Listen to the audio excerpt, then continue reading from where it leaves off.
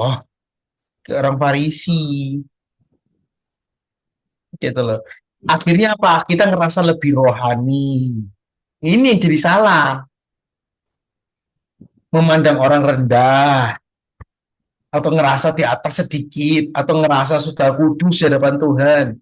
Ini yang jadi salah. Tapi kalau kita memperfeksionis dalam hidup kita, kalau bisa jangan bermistik, jaga baik-baik. Makanya Tuhan berkata apa? Kamu harus berjaga-jaga. Kayak gitu. Gak bisa tak 1 jam aja kamu bangun.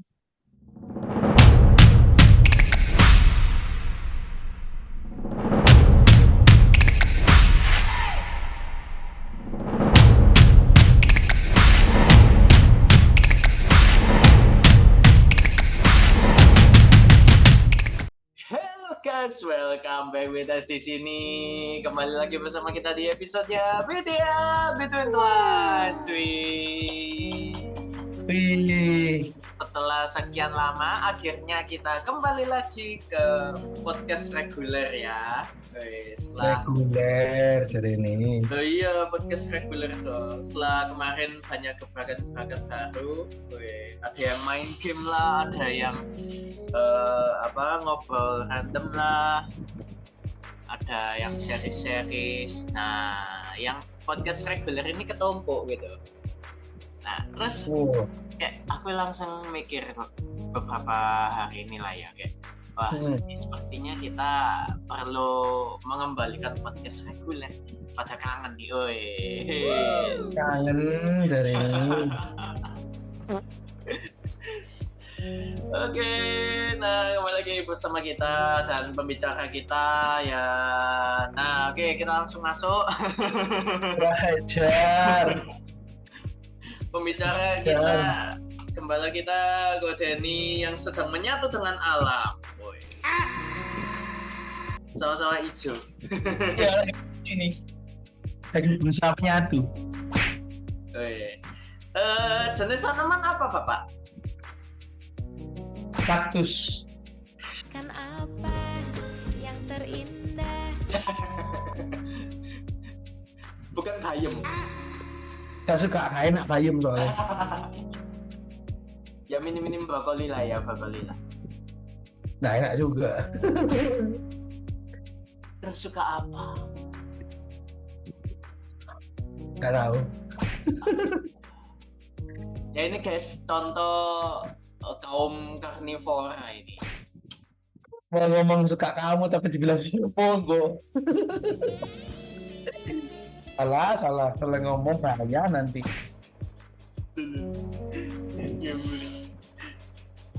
Oke, nah hari ini kita bakal membahas sebuah topik yang cukup menarik, yang tentunya setiap hari bakal menarik terus lah ya topik kita.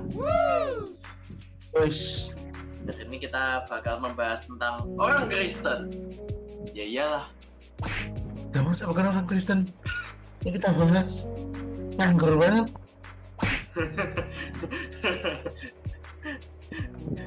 Ya bercanda.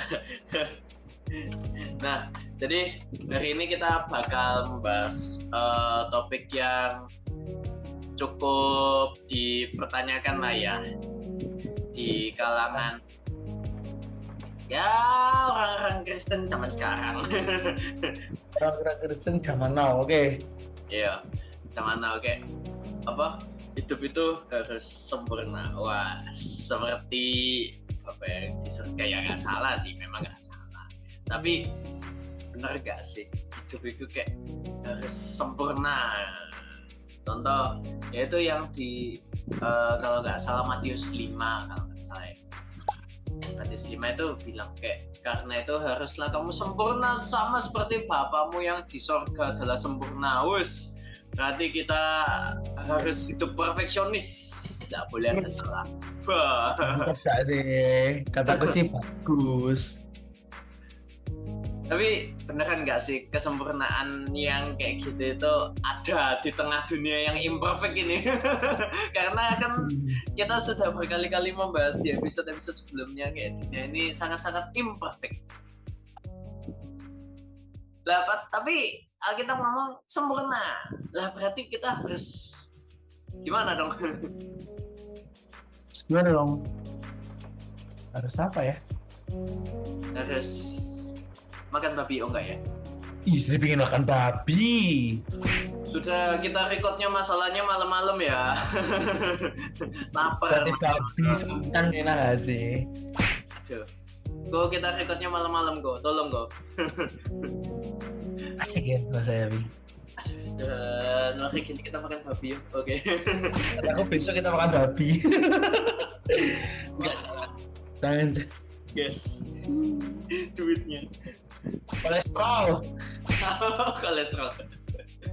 Nah, tapi gimana go? Oke, kembali lagi. Tapi gimana go? Babi dah. Enggak ada. Iya, aku tahu tesnya babi itu kayak surga di dunia ya. Kayak wah. Tapi kita gak gitu konsepnya. Udah gitu.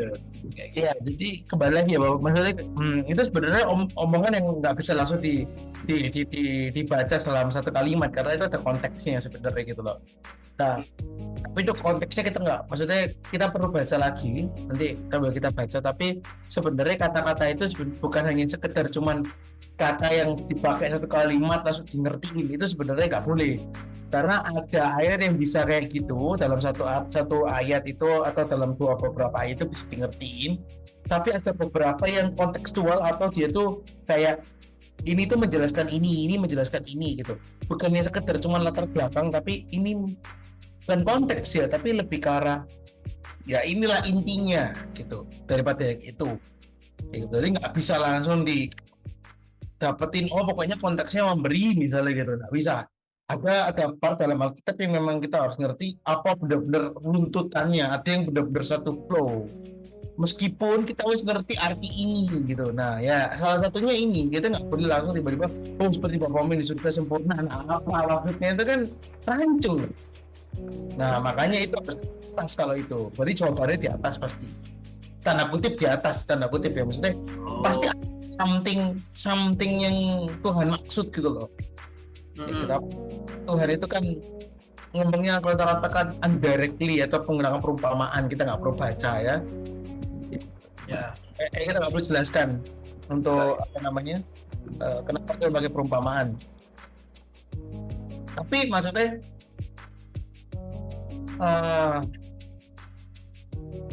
kalau kita bahas tentang ini ya sebenarnya panjang ya. Jadi buka Matius sebenarnya, Matius 5:48 ya. Jadi sebenarnya kan apa namanya ayat ini tuh kalau kita baca konteksnya ayat yang ke-48 itu panjang. Jadi kalau kita baca contoh dari mana ya, ayat yang ke-43, kamu telah mendengarkan firman, kasihlah sama manusia dan bencilah musuhmu, tetapi aku berkata kepadamu, kasihilah musuhmu. Nah, terus sampai mana tadi? Hilang, sebentar. 44. Nah, kita bertemu musuh mereka, soalnya merah semua. Berarti sini kan merah semua. Bingung banget. Nah, yang menerbitkan matahari bagi orang jahat, bla bla bla, gitu kan? Ini kan bisa baca lah. Kayak gitu, Ya. itu maksud kasihlah musuhmu gitu. Nah, terus baru di situ dia ngomong gini, apabila kamu mengasihi orang yang mengasihi kamu, apakah upahmu? Bukankah pemungut cukai berbuat demikian? Dan apabila kamu memberi salam kepada orang saudaramu saja, apakah apakah upahmu? Bukan salah ngomong. Apakah melebihinya daripada perbuatan orang lain? Bukankah orang yang tidak mengenal Allah pun berbuat demikian? Karena itu haruslah karena itu. Nah, jadi ada kata karena itu artinya merujuk, merangkum dari semua tanda kutip mengelompokkan gitu atau merangkum gitu kan, kalau boleh kata merangkum meskipun kurang tepat ya. Haruslah itu kamu sempurna seperti Bapamu yang di surga sempurna. Sebenarnya konteks kayak gini berarti apa? Tuhan tuh ngomong kasihlah musuhmu kayak gitu. Kalau saya kamu memberikan ini yang biasa kamu dilakukan orang lain, buat apa kamu jadi pengikutku? Nggak perlu jadi anakku pun juga bisa kamu ngelakuin itu. Nggak perlu kamu ngerasa cintaku. Kalau aku boleh tafsirkan ya, yang aku remakan ya, kamu nggak perlu cintaku, kamu nggak perlu jadi anakku. Semua orang juga ngelakuin itu. Matahari aja buat semua orang kayak gitu. Nah tapi kasihlah musuhmu. Nah Tuhan tuh ngomong penekanan ini sebenarnya contohnya kayak gini. Misalnya papamu Erik itu datang gitu kan, "Woi, kamu tuh harus apa namanya memberi, kamu itu harus baik sama orang, harus sayang sama orang, misalnya gitu, harus mengasihi mereka dengan tulus. Maka itu kamu harus jadi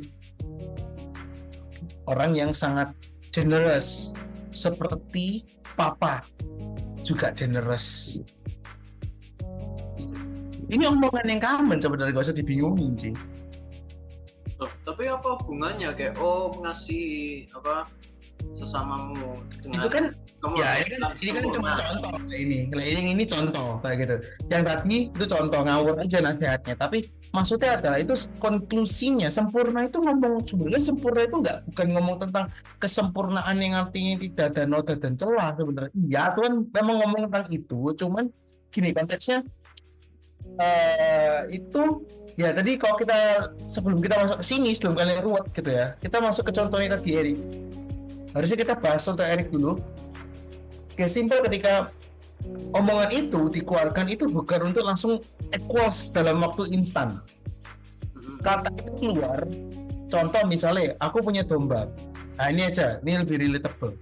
Aku tuh punya domba yang baru lulus gitu. Banyak pada saat itu aku mau ngobrol, kamu ini harus mikir masa depan, kok enak-enakan rebahan kayak gitu, tak bisa rebahan terus gitu. Nah bener kan kayak gitu. Nah terus kamu tuh harus andal Tuhan gitu kan, harus taruh pengharapanmu dalam Tuhan kayak gitu. Nah seperti Koko juga gitu.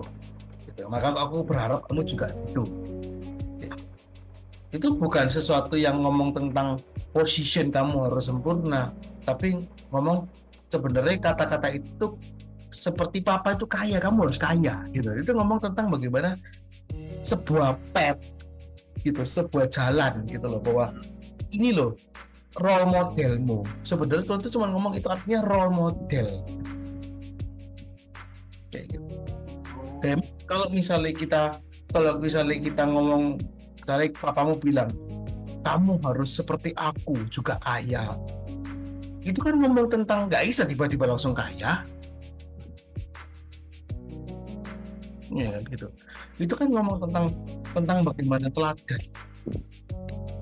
Nah kalau kita ngomong tentang kesempurnaan itu kan ada justification, sanctification sama glorification. Ya kalau kita secara position, justification itu karena Yesus mati gak salib. Tapi di sini ngomong tentang sanctification dan glorification-nya. Sanctification adalah apa? Kamu seperti ayat tadi apa? Karena itu harusnya kamu sempurna. Sebenarnya ayat-ayat tadi itu dirangkum loh, maksudnya ayo kamu tuh berbuat sempurna seperti aku juga ngelakukan itu ke kamu atau ngelakukan itu ke orang lain gitu loh. Ya karena kalau misalnya kamu punya anak Erik, kamu berharap itu seperti kamu. Ya, pasti. Ya, itu jawaban dari ayat ini, right? Tapi apakah itu bisa sama? Nggak bisa. Tapi kenapa kamu masih ngomong kayak gitu?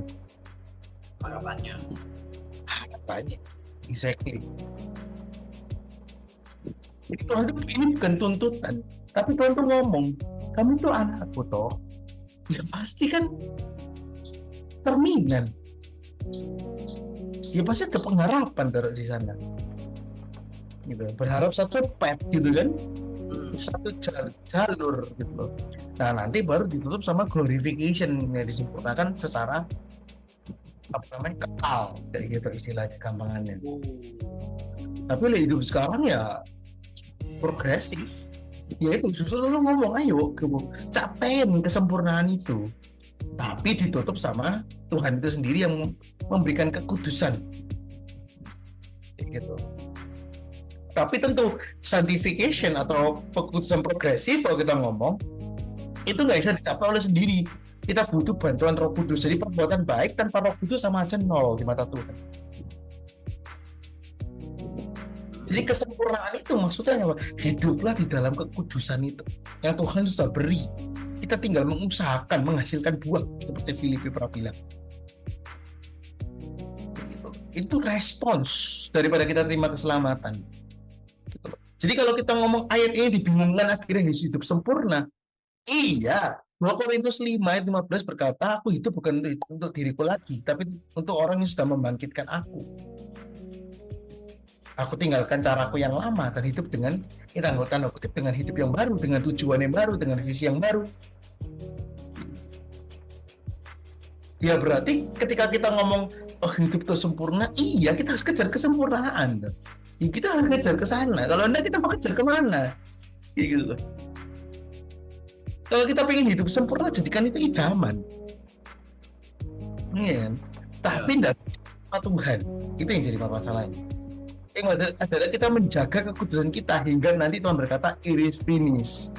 Ganti tubuh kemuliaan. Selesai. Jadi ayat ini bukan berarti kamu harus benar-benar baru masuk surga. Masuk surga sudah mutlak karena Tuhan Yesus. Kalau dia ngomong, kalau kalian benar-benar sungguh-sungguh di dalam Kristus, hidup dalam pertobatan, sudah mutlak gitu. Kata Alkitab ya. Gitu. Maksudnya bukan aku ngarang sendiri gitu loh. Itu justru kita mau tahu bahwa posisi anak gitu loh. Tuh. Tapi kalau misalnya masih Yesus plus, nah ini aneh, konyol matinya. Tapi dari situ kita diajarkan buat apa ya, kayak punya perfeksionisme dari segi rohani kan? Anggapannya gitu kan? Atau bukan? Iya, kalau kita perfeksionis dengan kerohanian kita harus dong. Nah, masa kita mesti kompromi itu ya, kata tidak perfeksionis itu kan ngomong tentang kompromi, itu artinya. Nah, tapi kalau ngomong perfeksionis ya kok, kita sering lah lihat di sekitar kita kayak kata perfeksionis ini jadi apa ya, dibawa ke jalur yang melenceng karena orang yang perfeksionis ini melihat orang di sekitarnya yang apa ya, kayak temennya jatuh dalam dosa atau apa, itu kayak dia malah apa ya, menghujat, oh kamu nggak boleh gini, nggak boleh. Jadi kayak anggapannya apa ya, yang harusnya Yesus ajarkan kasih dan empati. Tapi kok ya itu karena perfeksionis itu, jadi kayak ya kita lihat orang sekitar kita ya jadi saling menghujat gitu, merasa dirinya, oh aku sudah berusaha mengejar kesempurnaan. Apakah begitu caranya? Mengejar kesempurnaan itu Dia juga lagi melenceng yang kayak gitu, simpelnya kayak gitu, bahwa akhirnya misleading ya, maksudnya akhirnya terjadi kepleset makna lagi ya. Perfeksionis tuh harus, nggak perfeksionis itu apa sih? Coba perfeksionis siapa dalam pekerjaan? ya lakukan dengan excellent, maksudnya Nggak mau ada cacat, nggak mau ada celah gitu kan, ya, tepat dengan diri sendiri. ya. Nah, yang baik toh gitu. Tapi perfeksionis contoh dalam kerjaan juga ya, misal kita dalam kelompok nih, kita dalam kelompok, oh ternyata si A ini kerjanya nggak lalu lah, banyak malesnya gitu, terus kita hujat gitu, salah nggak? Nah, itu beda lagi. Kalau kita ngomong tentang perfeksionis dalam pekerjaan, ya itu ya abu-abu lah istilahnya, gitu. Ya tergantung eksekusinya gimana dan apa tujuannya, kayak gitu. Kita nggak bisa ngomong itu salah atau enggak. Kalau itu menyadarkan dia dan dia bertobat ya baik kan. Itu abu-abu. Ya itu tergantung eksekusi lah. Kita bukan akhirnya adil. Tapi karena aku cuma pemikiran satu, kalau kita ngomong perfeksionis itu aja, I think kayak justru kita melonggarkan itu malah bahaya. Gitu. Ya, gitu kan. Jadi maksudnya kalau meskipun aku paham arti perfeksionis itu, tapi kalau kita coba cocokkan deh dalam apa namanya kehidupan nikah bisa, itu memang harus kita jaga dengan erat-erat. Justru ketika kita sampai menghujat, berarti dia sudah nggak perfeksionis lagi dalam hidupnya dan nggak excellent lagi dalam jaga. Gitu. Tapi kalau dia harus jaganya ketat banget sampai dia harus misalnya ninggalin temennya atau apa, ya good. Kalau cuma demi Tuhan ini maksudnya. Oh gitu enggak, kayak ninggalin temen. Nah, kayak gosip ya apa? Iya sih. Nggak bisa diubah ya apa? Iya juga. Mas Bro kan bilang apa? Jangan duduk sama pencemooh. Ya. Yaudah, maksudnya selagi, nah aku percaya gini, tapi perfeksionis yang salah kan. Nah ini biar kalian ngerti, maksudnya suatu saat kalian kok nggak takut dengan kata ini, supaya nggak dipermainkan gitu. Oh nggak usah perfect lah gitu. Ya kata perfect ini artinya apa? Kalau yang kita taruh sekarang adalah jaga dengan erat-erat gitu. Perfeksionis yang taruh adalah jaga dengan erat-erat gitu. Korbankan dengan sungguh-sungguh, zero mistake gitu. Gitu. Itu baik, justru benar. Cuman sekarang kan dinormalisasi, wajar lah, tidak apa-apa lah, gitu. Kita lah, gitu. Coba kamu lihat ada orang-orang yang maksudnya yang sungguh-sungguh. Ayo, dia sampai jauhi nggak mau kasih tahu. Kamu aneh. Ini terlalu rohani lah. Itu perfeksionis tuh, bagus tuh. Sing orang-orang begitu bagus. Cuman jangan sampai apa namanya eh, kita salah perfeksionis, maksudnya akhirnya kita menghakimi gitu. Ya itu sudah justru bagiku ya, karena aku tahu bahwa orang perfeksionis itu benar-benar sangat menjaga. Jarang perfeksionis itu menghujat, sebenarnya itu lebih ke arah perfeksionis itu sering mengatur gitu ya supaya sesuai dengan kemauannya gitu kan. Nah tapi menurutku gini, kalau perfeksionis yang aku ngerti adalah cuma satu, selama itu tidak berlebihan, dengan kalian punya pengertian yang benar dalam perfeksionis, itu justru good gitu. Cuman ketika kamu jatuhnya bilangnya sampai menghina, nah itu justru dia di posisi tidak dalam tanda kutip ya, tidak dalam kudus kayak gitu. Soalnya perfeksionis ini akhirnya jadi rancu, ya loh, jadi salah atau perfeksionis ini. Lo perfeksionis itu boleh nggak sih? Boleh. Bila nggak boleh, sampai ngomong dosa di Alkitab tak pernah dia ngomong dosa. Perfeknya itu kita menjaga dengan secara perfect, tapi berlebihan sedikit, kayak gitu. Tapi ketika kita di dalam kerohanian, ya kita harus jaganya dengan perfect dong. Kita harus hidumis dong. Cuman yang salah adalah ngelola hatinya ini loh, ke orang Farisi gitu loh. Akhirnya apa? Kita ngerasa lebih rohani. Ini yang jadi salah. Memandang orang rendah, atau ngerasa di atas sedikit, atau ngerasa sudah kudus di hadapan Tuhan. Ini yang jadi salah. Tapi kalau kita memperfeksionis dalam hidup kita, kalau bisa jangan bermistik, jaga baik-baik. Makanya Tuhan berkata apa? Kamu harus berjaga-jaga. Kayak gitu. Gak bisa tak satu jam aja kamu bangun.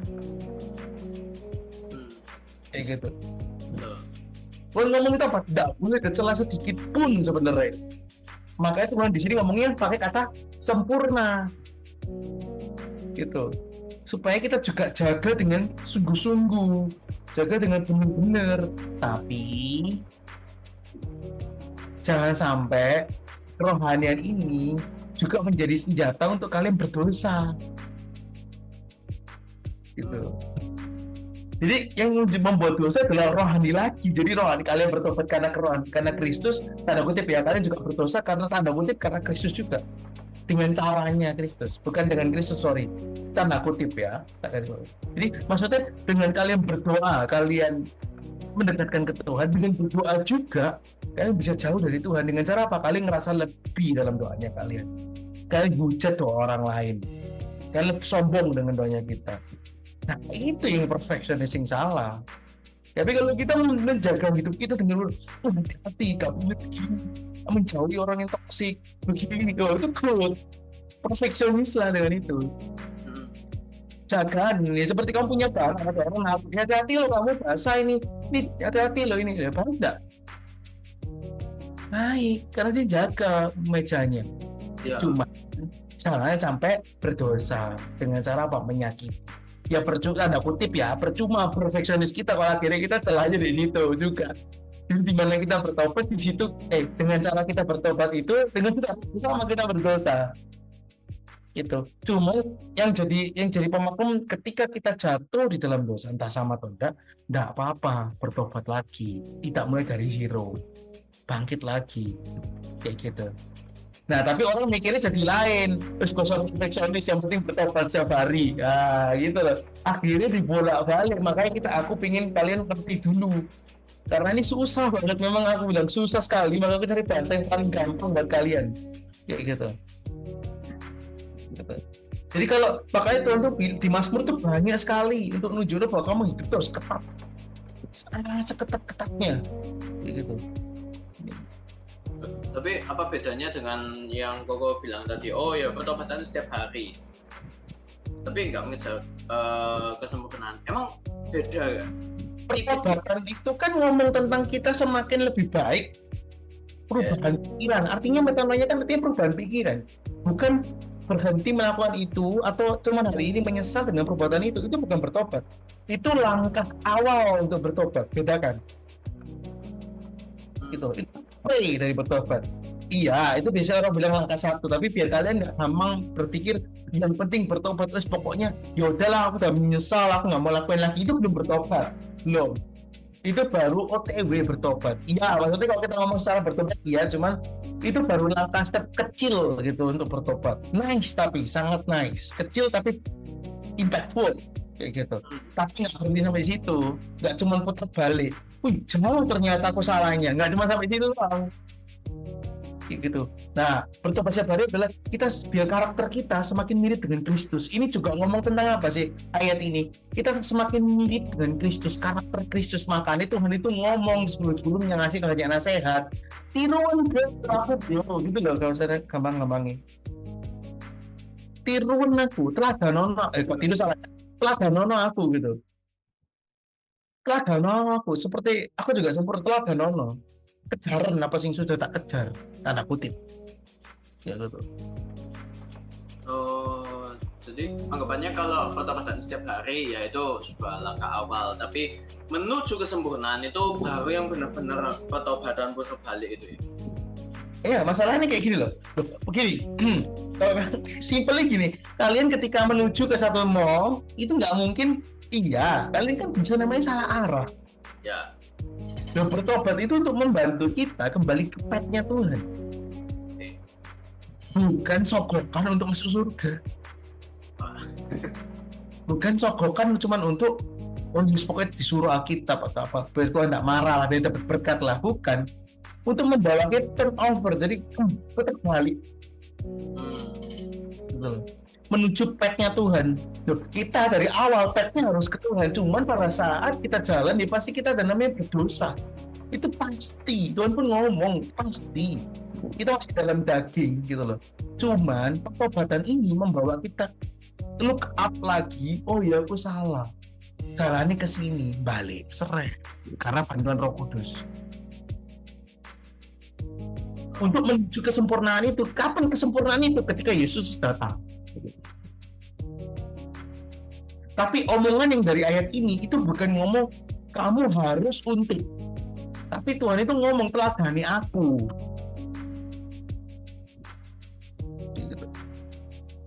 Jadilah contoh di dunia ini kayak aku.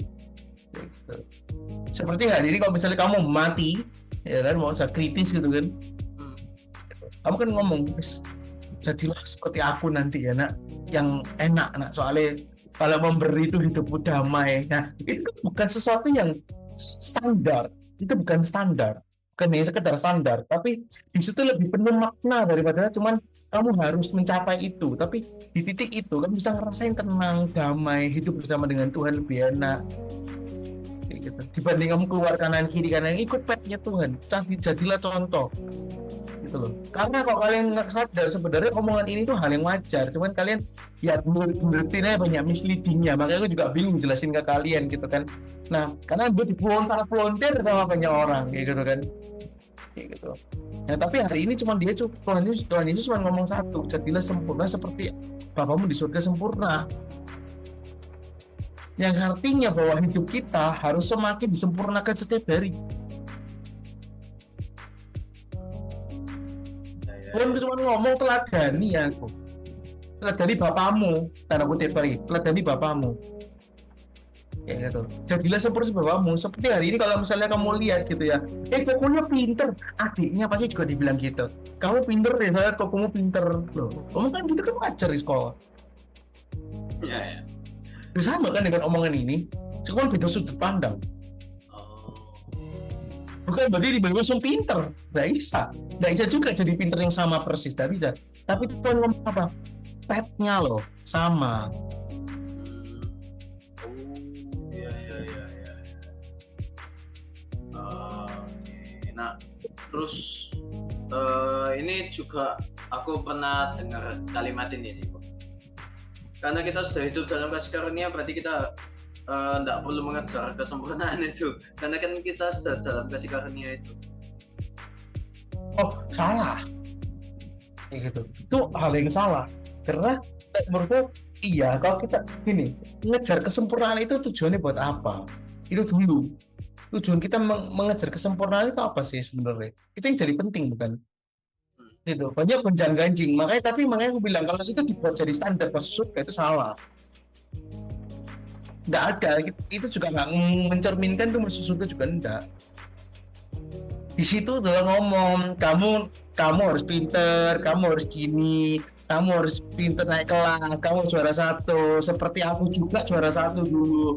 Itu sadar apa? Emang berlaku tentang berlaku nggak berlaku? Emang nggak usah dikejar lagi? Kan nggak ada hubungannya, bukan itu kan maksudnya.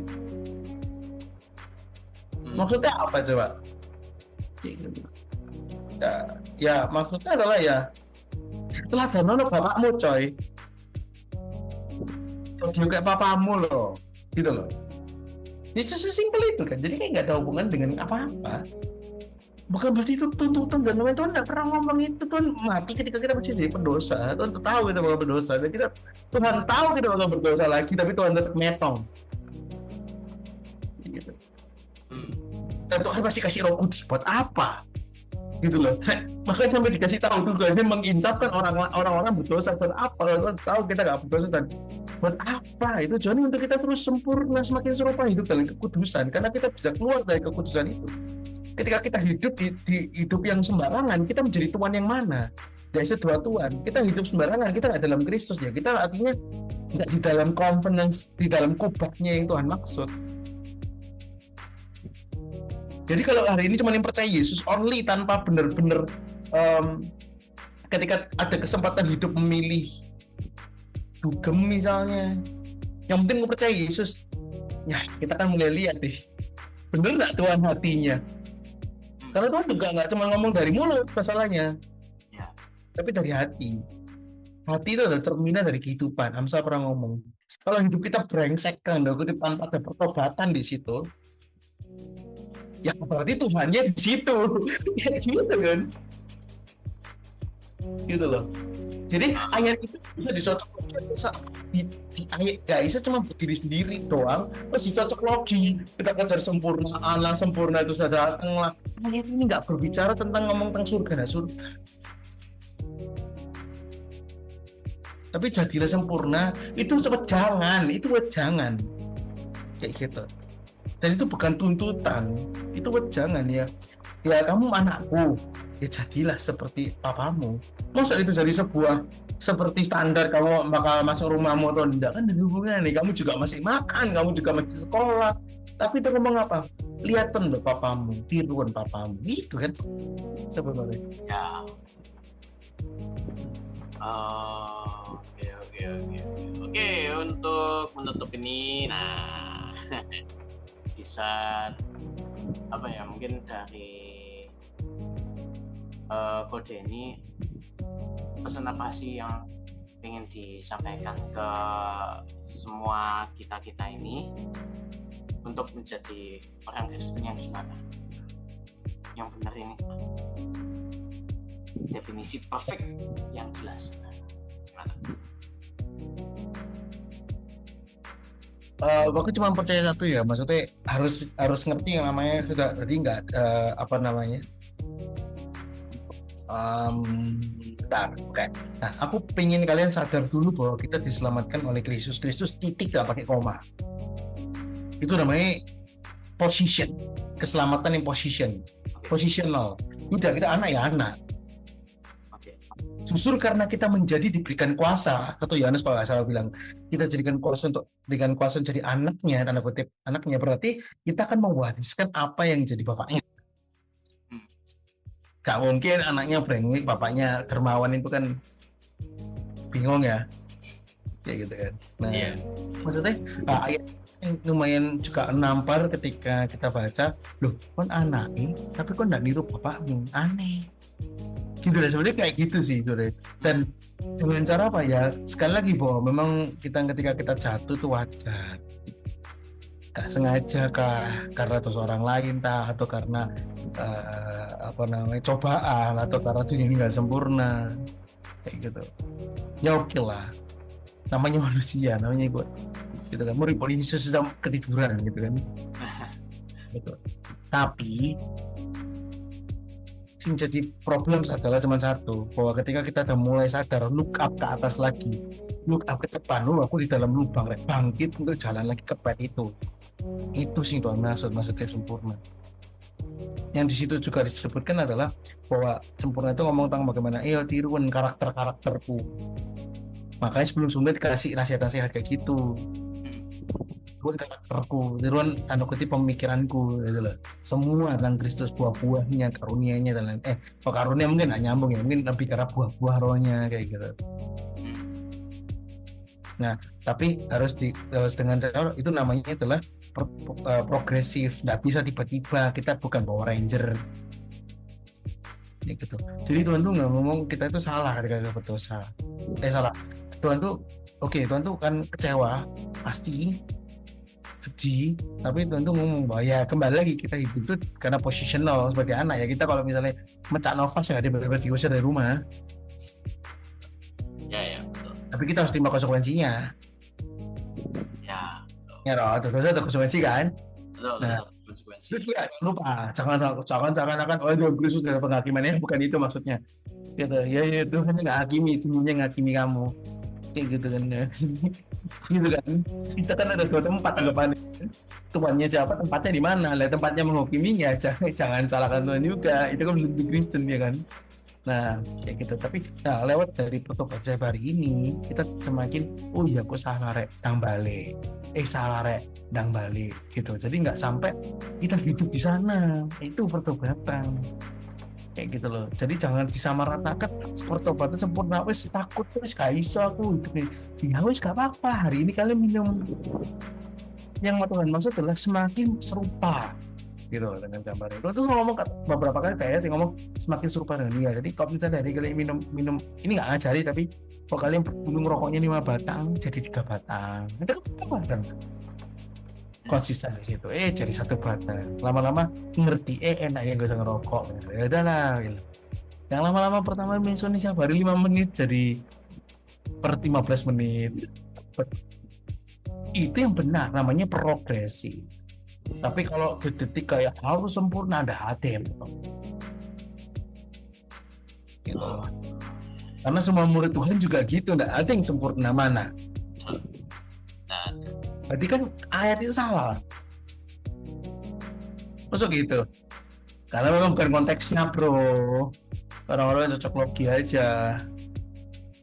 Ya dibuktikan sama bapak gereja dulu kan. Ya kan bapak-bapak gereja anggapannya. Kayak gitu loh. Maksudnya orang-orang pertama, bener-bener pertama ya, kan mereka aja nggak buktikan ya, salah dong Modi. Ya enggak, memang konteksnya bukan untuk itu. Itu artinya. Kayak gitu loh. Yang artinya ayo teladannya aku lewat sanctification, orang bisa ngeliat Tuhan lewat kamu gitu. Nggak perlu Tuhan harus buktikan turun di dunia itu. Nah, lihat kamu lah sebagai kamu anaknya. Kamu nggak diteruminin, tanya kamu anaknya bukan, itu loh maksudnya.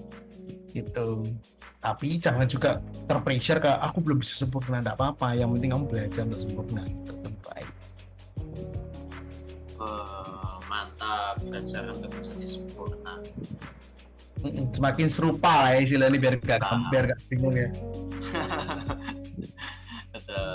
Oke, mantap. Thank you Kak Denny. Hari ini kita ngobrol-ngobrol yang asik ya. Panjang gitu Pak deh. Lumayan lah, lumayan deh. Karena kita mengutip ayat deh. jarang-jarang kan ngetik ayat. Biasanya kita ngobrol tentang kehidupan sehari-hari. Nah, oke. So, jadi bagi kalian yang baru pertama kali tahu The Hiver, The of Revival ini apa sih, kalian bisa cek di deskripsi di bawah itu ada link tree. Nah, isinya itu ada IG dan TikToknya kita, kalian bisa pantau-pantau setiap event kita karena setiap eventnya itu bakal kita report di sana. Terus juga bagi kalian yang pengen in touch langsung dengan kita, kalian bisa join telegramnya kita. Dan juga kalian jangan lupa klik like dan subscribe. Jangan lupa klik loncengnya yang paling penting ya guys ya, supaya kalian dapat notifikasi video-video terbaru dari kita ya guys. Dan jangan lupa share videonya. Nah, jangan lupa share videonya sebanyak-banyaknya ke teman-teman kalian supaya teman-teman kalian ini sama-sama dapatkan something dari apa yang sudah kita siapkan. Oke, so thank you Ko Denny atas waktunya hari ini. And see you on the next episode. Ditunggu episode berikutnya yang tentunya akan semakin menarik setiap episodenya. Bye bye all. Dadah.